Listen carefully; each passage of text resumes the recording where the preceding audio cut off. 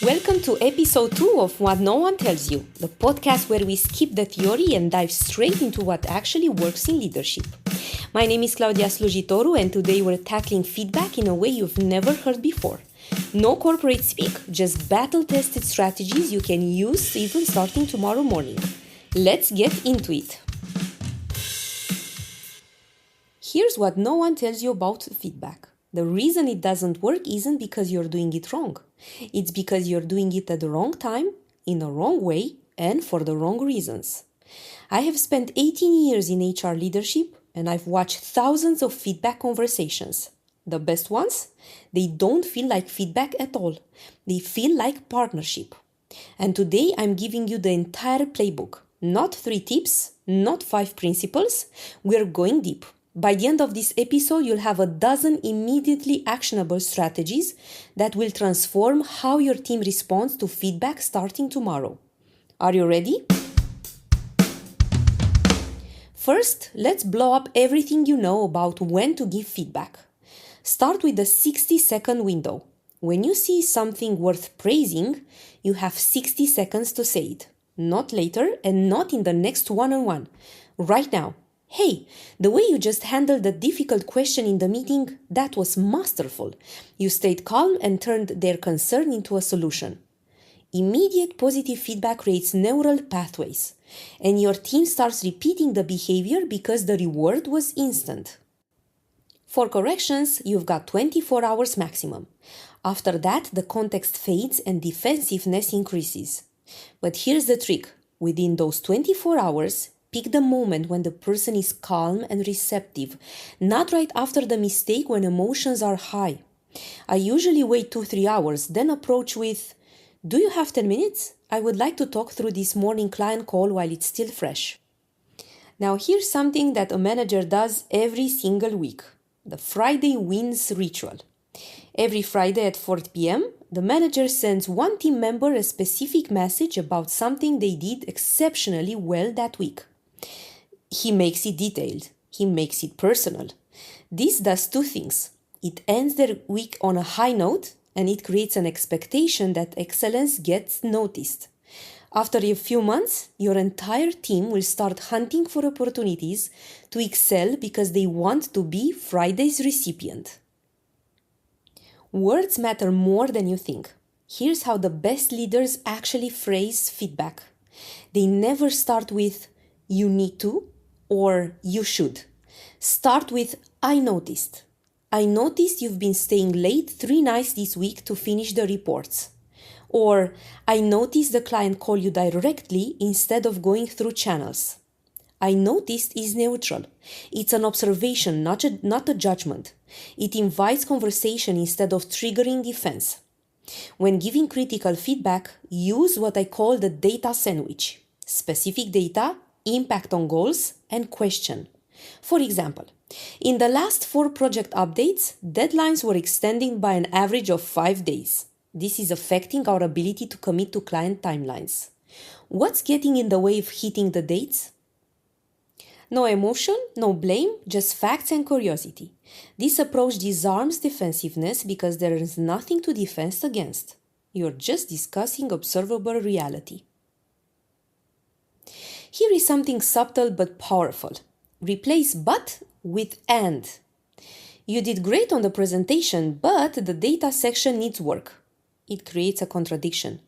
It erases the praise. You can try saying instead, "You did great on the presentation, and strengthening the data section will make it even more convincing next time." "And" allows both things to be true. It's addictive, not contradictory. And most feedback looks backward. For example, you didn't communicate clearly in that email, but try to flip it forward. In your next client email, try opening with a key decision they need to make, then the supporting details. Future-focused feedback feels like coaching, not criticism, and people learn instead of shutting down. The best feedback happens before you open your mouth. And here's what exceptional leaders do in preparation. Before any development feedback conversation, have 3 specific examples ready. Not 1, 3. One example is an incident. 3 examples is a pattern. I will give you an example. In Monday's meeting, Wednesday call, and Friday email, in all 3 I noticed the same communication gap. Patterns are undeniable and less likely to be dismissed as a one-off. And 30 minutes before a feedback conversation, send this message. In our meeting, I would like to discuss the Project Phoenix timeline and outcomes. Before we talk, I would love your perspective. What went well? What would you approach differently next time? This gives them time to self-reflect. And when you sit down, they've already done half the work. You're responding to their self-assessment and not imposing your view. Script your opening. Write out your first 2 sentences word for word before the meeting, not the whole conversation, just the opening. Why? Because how you start determines whether they engage or defend. For example, a go-to opening would be, I want to invest 15 minutes talking about a specific situation because I see potential for you to level up in specific skill and I want to help you get there. This frames the conversation as investment for their growth, not punishment for their failure. These are the strategies that separate good leaders from exceptional ones. After giving feedback, ask this exact question. Now that you've heard my perspective, what feedback do you have for me?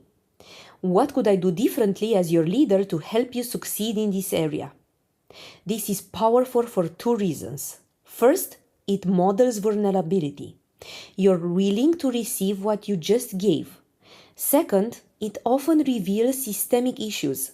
Maybe they're missing tools, clarity, or support. You can't fix what you don't know.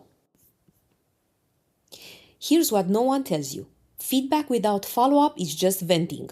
72 hours after a development feedback conversation, check in.